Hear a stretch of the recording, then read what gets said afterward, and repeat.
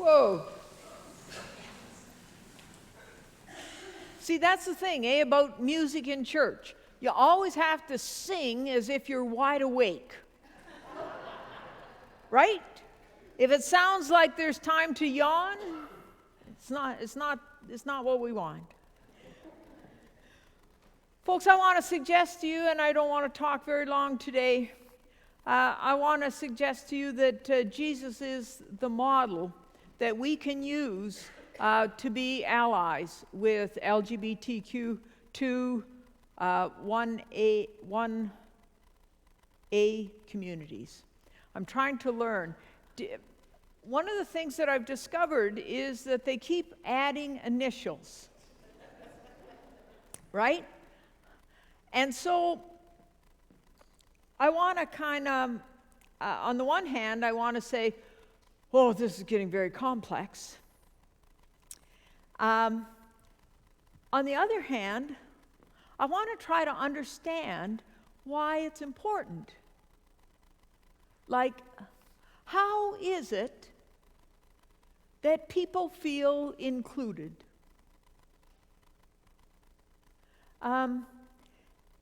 Because to be an ally is to really see people. That's what Jesus did, isn't it? Jesus walked around in Galilee. He traveled around. Somebody touched his gown and some healing energy went out, and he said, who touched my gown? He saw her.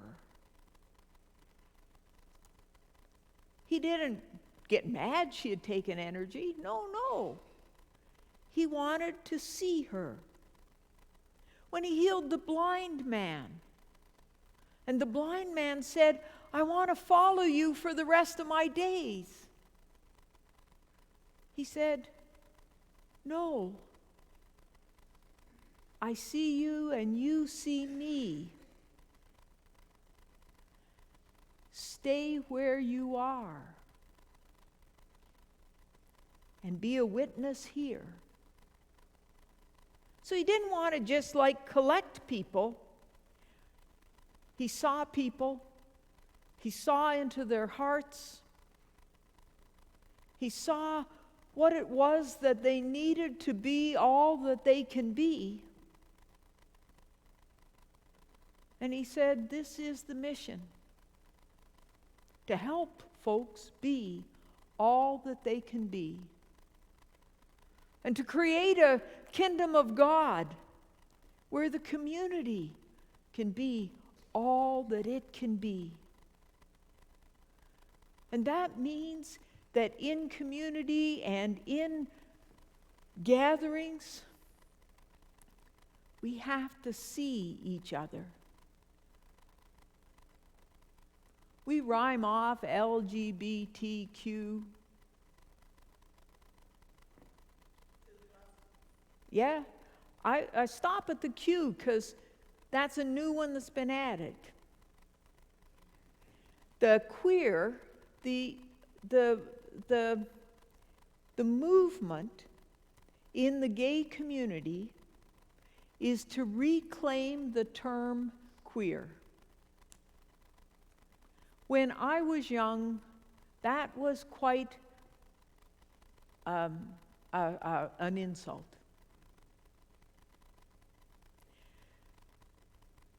In the last just a few years, the community has started to say,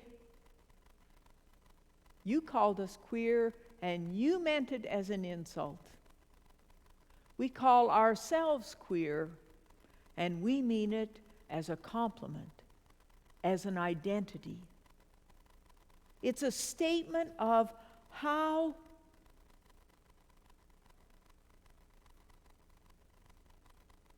the movement is changing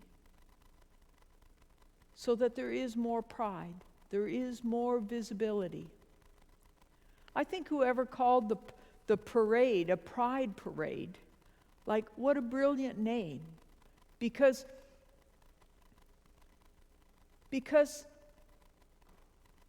the journey has been one of increasingly being able to be proud.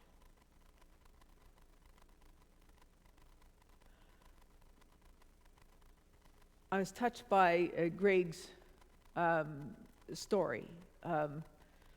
His dad never mentioned, don't bring a man home. It was the same in my family. I could speak about my partners, but my mom never spoke about my partners. And the pride parade and the pride spirit is one of saying, you know what? If you're LGBTQ21A, be proud. If you are the parent, the grandparent, the relative, be proud that this person has found the path. Hopefully, you've helped them to be proud of who they are as a person, as an adult who's taking their place. Be proud of a youth who says, I don't fit in my body. Can you think about how much self-knowledge that is? I used to kind of secretly admire heterosexual people because they had it so easy. Like, they just did what everybody else was doing.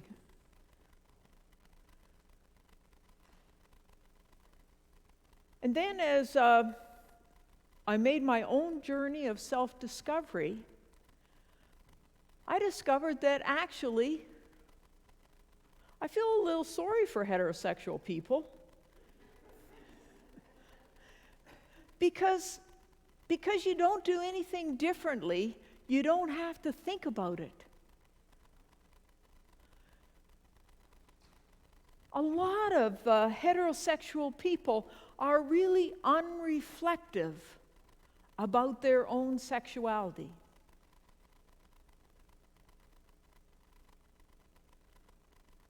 Consider it kind of a private thing. I want to say I've waited years to say this. I want to say to heterosexual people that if you really want to be an ally, you have to, at some point, engage your own sexuality. You have to kind of look at it and see, you didn't choose it. It just developed. It just was part of you.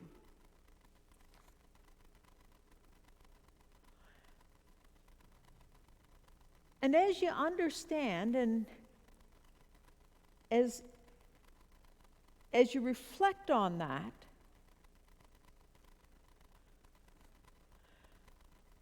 have the humility to see that actually it's no different for other people's sexuality. They just grow up being who they are. So that's the first point. Being an ally is reflecting and having some understanding of your own journey in sexual identity. Explore it. Have fun with it. Don't make it a big heavy study. My goodness, that would be the wrong direction. Appreciate it.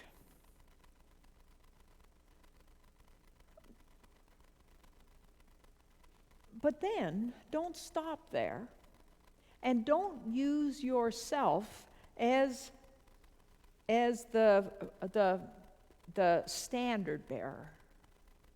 When did you know you were different? Well, that's not the question.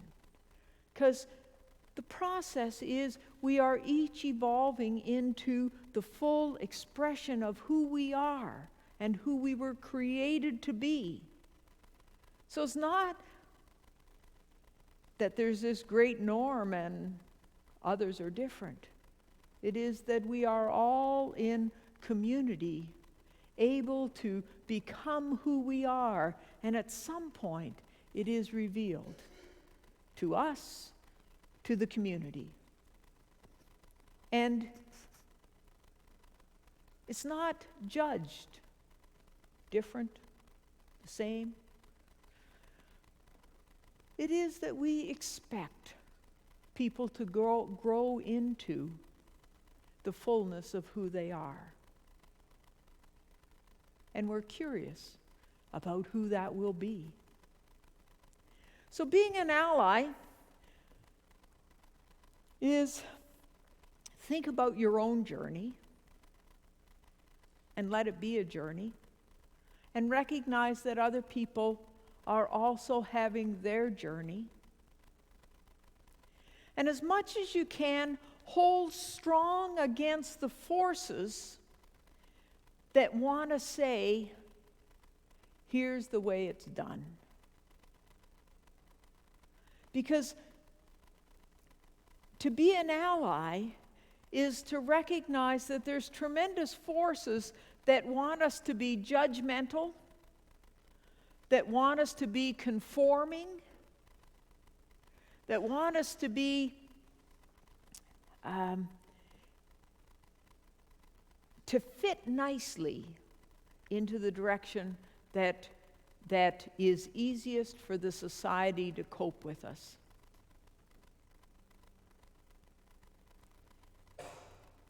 Part of being an ally is to learn how to resist. And it's in like simple little things.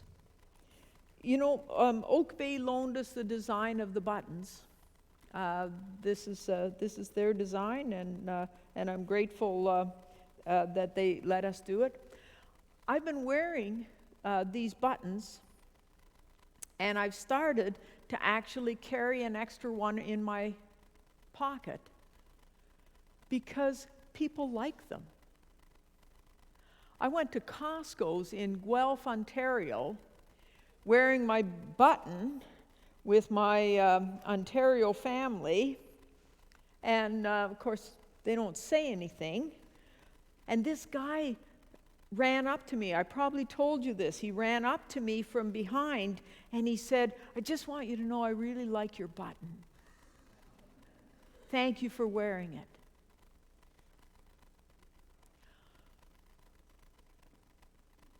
We got to actively be visible in speaking a different story.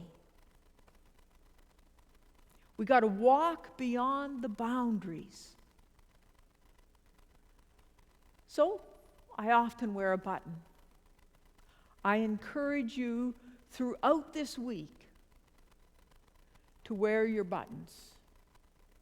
I encourage you to wear them beyond this week, but at least for this week, be a visible sign of pride. That there are people who have discovered their journey and are living into their fullness.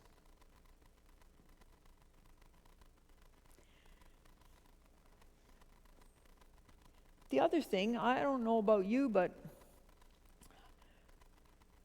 the jokes that just happen, and they happen much less now, but jokes that kind of have as the brunt of the joke a group or a person or a difference. I want you to practice in front of the mirror saying, "Whoa, that's not a joke I like." Or, gee, I don't find that funny.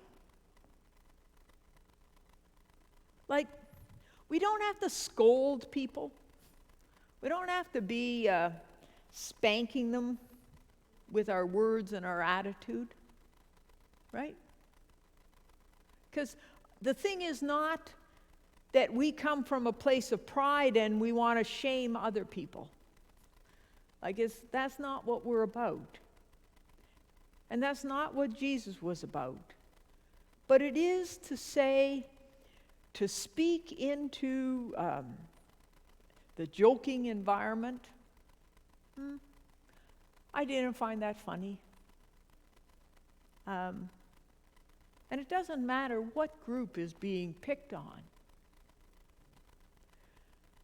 But I guarantee you, if you do not practice, you won't be able to do it.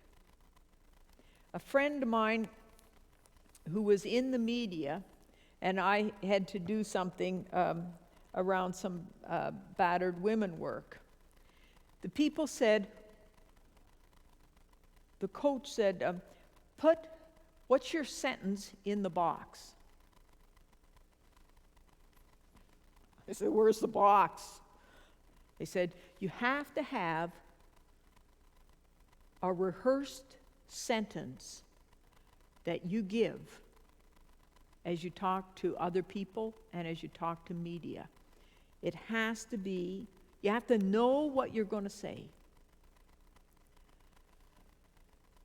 Having seen that and experienced that, I now know that if I'm in a situation where somebody's telling a joke, my sentence in the box is, wow, how would you like it if somebody said that about you? I just say it because I practiced it. I even practiced it in front of a mirror. Because we tease ourselves about being polite Canadians. But that often means that we're passive. It often means that we let things go that actually we wish later we hadn't let go. So, practice. Think of situations that you've been in where you wish you would have said something. Think about what would be a generic answer for that category of thing and practice it.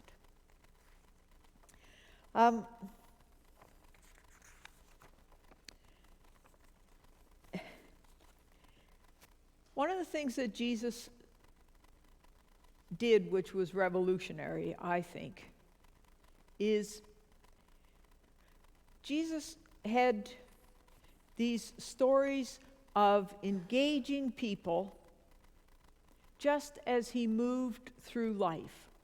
It wasn't that he came to the synagogue on Saturday and said, what can I engage here?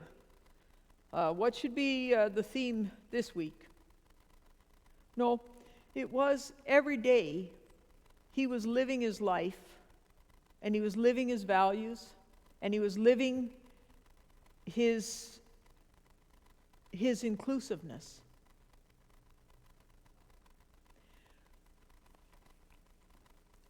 This congregation chose to be affirming. But once you get the badge, that's not the end of it. Right? That means that in the formation of all our new members, of everybody who comes, we want to be saying one of the points of pride of this congregation is that we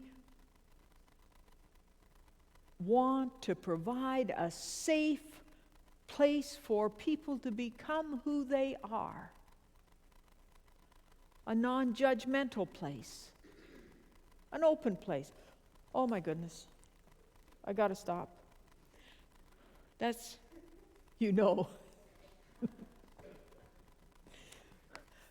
Do you get what I'm talking about? like every day we are affirming. Every one of you is affirming. You're taking that spirit. You're living that way. So, when the group who became affirming, they chose that passage from Romans 8 about there's nothing in all of life that can separate us from the love of God. That became the sentence, the phrase. And then the work, which has been going on now for years, is to make sure that we do everything in our power to break down barriers, to question stereotypes, to challenge assumptions, everything, so that there truly is nothing that can separate us from the love of God. And in this community, that's what we're trying to live. Thank you for listening.